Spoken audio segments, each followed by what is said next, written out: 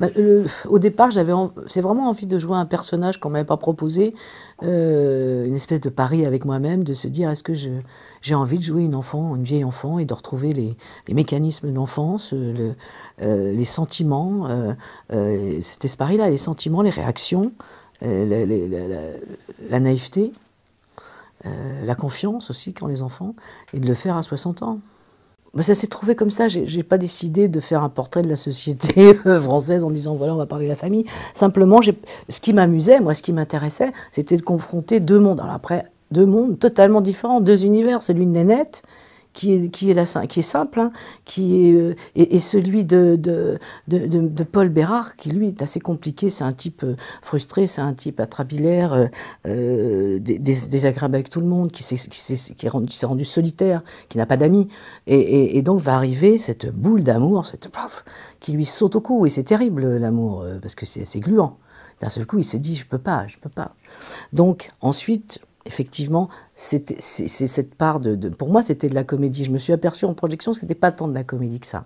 Mais pour moi, c'était vraiment de la comédie. Et ça devient encore plus vraiment de la comédie lorsque ce pharmacien va être victime d'une erreur de sa sœur qui lui met des sucrètes qui n'en sont pas dans son café. Bon, ça c'était... à la fois, c'est le coup de la potion magique, quoi. La potion magique de Howard Hawks adaptée à nos jours. Je pense qu'on doit croire que si j'ai fait ça, c'est que j'avais dans ma famille quelqu'un comme ça. Non. C'est vraiment l'actrice qui a eu envie. J'avais vu un film qui s'appelait Monkey Business où Cary Grant et Ginger Rogers buvaient une potion qui les rajeunissait. Bon, intellectuellement, qui m'avait fait pleurer de rire. Et je m'étais dit, mais quel pied ça doit être de jouer des enfants. Et puis, par rapport aux acteurs qui ont joué, c'est souvent des hommes qui jouent des débiles mentaux ou des handicapés mentaux. Il y a eu Redman, bien sûr, et puis il y a eu Sam, je suis Sam, où Sean Penn fait une création d'handicapé mental extraordinaire. Et bon, moi, ça n'avait rien à voir avec ça. Mais en tout cas, c'est une envie, je crois que c'est un envie de travailler, et encore une fois, d'explorer un personnage qu'on n'a jamais fait. Quelqu'un qui est différent dans sa manière de penser de vous.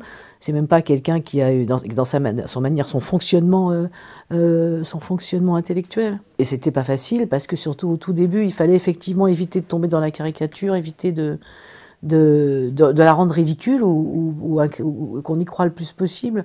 Donc c'est vrai que j'ai travaillé beaucoup je vais retourner en enfance, je vais régresser en enfance, comment pleure une petite fille quand elle a 6 ans, comment elle braille, comment les enfants pleurent en ouvrant une bouche comme ça parce qu'ils n'ont pas eu leur glace, ou comment au contraire ils vont être très contents parce que la minute d'après ils l'ont.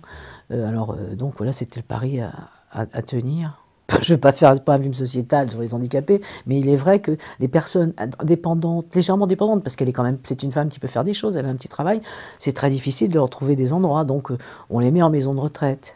Et en maison de retraite, le problème c'est qu'on ne garde pas les animaux de compagnie, et elle a une tortue que sa mère lui a donnée parce que c'est l'animal qui vit le plus longtemps. Je pense que dans l'esprit de sa mère, qu'il aimait beaucoup et qui voulait la protéger, lui donner une tortue qui vivrait aussi longtemps qu'elle, ça lui évitait la peine de la voir disparaître, la tortue. Oui, c'est surtout la vie du demi-frère qui va être... Parce qu'elle, quand elle tombe sur son demi-frère, c'était bien évident que pour elle, son demi-frère l'aime. Il n'y a pas de raison, c'est dans la nature des choses. Il est de la famille, elle est de sa famille, donc il va l'aimer. Et bien sûr, le demi-frère, Michel Blanc, Paul Bérard, pharmacien, non seulement ne va pas l'aimer, mais on va en avoir peur, pensant qu'elle veut lui prendre son héritage, pensant que le qu'en dira-t-on dans cette ville va devenir terrible quand on va apprendre que sa sœur n'est pas normale. Donc il va avoir qu'une seule pensée, c'est de s'en débarrasser au plus vite. Je l'ai écrit pour lui, oui. Enfin, je l'ai écrit en pensant à lui, je ne savais pas s'il accepterait, parce que on ne sait jamais si, même si on est très amis, si le scénario ne lui plaît pas, il ne va pas accepter pour me faire plaisir de jouer dedans. Mais j'ai écrit en pensant à lui, en faisant un musicien. Par exemple, Michel, le fait que ce personnage est un pianiste rentré et frustré, qui a abandonné tout espoir de pratiquer le piano, je l'ai écrit en pensant à Michel parce qu'il est pianiste et mélomane. Sinon, ça n'aurait pas existé. Et puis j'avais envie de le voir retourner vers la vraie comédie où il pouvait montrer son talent de comique. Parce moi, quand je montais le film, le voir Michel défoncé me faisait rire tout le temps. Il a une énergie comique dans la vérité absolument époustouflant. J'ai beaucoup travaillé avec l'ermite, clavier, j'aimerais bien. Non, c'est trouvé comme ça, je crois, en fonction des personnages, voilà, qui peuvent, que j'ai envie de faire vivre, quoi, voilà. Bah, ce projet-là, il s'est monté sans trop de difficultés, mais c'est vrai que les budgets sont plus serrés. les budgets sont un peu plus serrés.